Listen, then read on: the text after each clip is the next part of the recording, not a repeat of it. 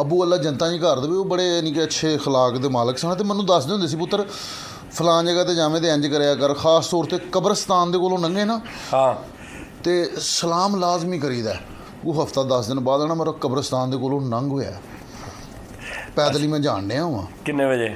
ਰਾਤ ਨਾ 1:30 ਦਾ ਟਾਈਮ ਹੋਵੇ ਅਤੇ ਮੈਂ ਨਾ ਸਿਗਰਟ ਲੈਣ ਗਿਆ ਵਾਂ ਅਤੇ ਕਬਰਸਤਾਨ ਦੇ ਕੋਲੋਂ ਲੰਘਿਆ ਅਤੇ ਮੈਂ ਨਾ ਕਿਹਾ ਜੀ ਅਸਲਾਮ ਵਾਲੇਕੁਮ, ਉੱਚੀ ਆਵਾਜ਼ 'ਚ? ਉੱਚੀ ਆਵਾਜ਼ 'ਚ ਕਿਹਾ। ਮੈਂ ਕਿਹਾ ਜੀ ਅਸਲਾਮ ਵਾਲੇਕੁਮ।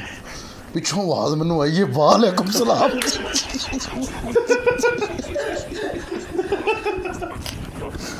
ਉਸਤਾਦ ਜੀ ਮੈਂ ਪਿੱਛੇ ਨਹੀਂ ਵੇਖਿਆ,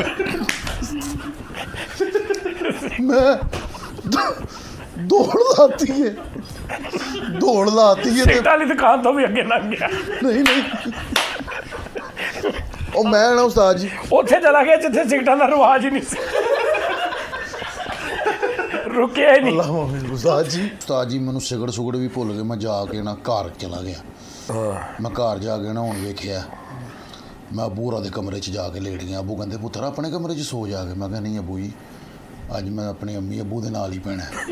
ਠੀਕ ਹੈ ਉਸਤਾਦ ਜੀ, ਮੈਨੂੰ ਚੈਨ ਹੀ ਨਾ ਆਵੇ, ਮੇਰੀਆਂ ਲੱਤਾਂ ਕੰਬਣ, ਮੈਨੂੰ ਠੰਡ ਸੀ ਅਤੇ ਮੈਨੂੰ ਤਰੇਲੀਆਂ ਆਉਣ ਪਈਆਂ ਉਸਤਾਦ ਜੀ। ਅੱਛਾ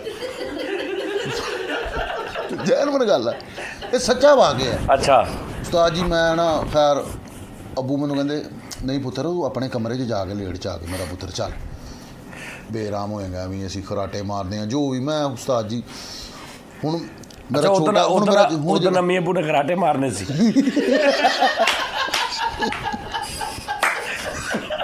ਮੇਰੇ ਉਹ ਤਿੰਨੇ ਭਰਾ ਨਾ ਸ਼ਹਜ਼ਾਦ ਹੋ ਗਿਆ, ਗੁੱਡੂ ਹੋ ਗਿਆ, ਫੋਮਾ ਹੋ ਗਿਆ। ਉਸਤਾਦ ਜੀ ਮੈਂ ਉਹਨਾਂ ਨੂੰ ਉਠਾਇਆ, ਮੈਂ ਕਿਹਾ ਇਕੱਠੇ ਹੀ ਪਈਏ ਤੇ ਉਹ ਤਿੰਨੇ ਨੂੰ ਇਕੱਠੇ ਪੈ ਗਏ। ਉਹ ਕਹਿੰਦੇ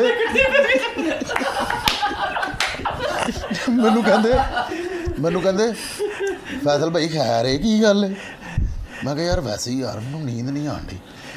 ਸਵੇਰੇ ਆਉਣਾ ਕੋਈ 10 ਕੁ ਵਜੇ ਨੇ ਅਤੇ ਸੁੱਤਾ ਨਹੀਂ ਮੈਂ ਸਾਰੀ ਰਾਤ। 10 ਵੱਜ ਗਏ ਨੇ ਸਵੇਰ ਦੇ ਅਤੇ ਮੈਂ ਉੱਠ ਕੇ ਨਾ ਬਾਹਰ ਸਿਗਰਟ ਜਿਹਾ ਲਾਇਆ ਅਤੇ ਮੈਂ ਬਾਹਰ ਚਲਾ ਗਿਆ ਅਤੇ ਮੇਰਾ ਮਹੱਲੇਦਾਰ ਸੀ ਇੱਕ ਅਕੀਲ। ਉਹ ਮੈਨੂੰ ਆ ਕੇ ਕਹਿੰਦਾ ਫੈਸਲ ਸਾਹਿਬ ਐਡੀ ਸਟਾਰ ਹੋ ਗਏ ਹੋ। ਮੈਂ ਕਿਹਾ ਕੀ ਹੋਇਆ? ਐਡਾ ਵੀ ਪ੍ਰਾਊਡ ਪੁਣਾ ਕੀ ਰਾਤੀ ਕਹਿੰਦਾ ਸਲਾਮ ਲੈ ਕੇ ਮੁੜ ਕੇ ਜਵਾਬ ਹੀ ਨਹੀਂ ਦਿੱਤਾ।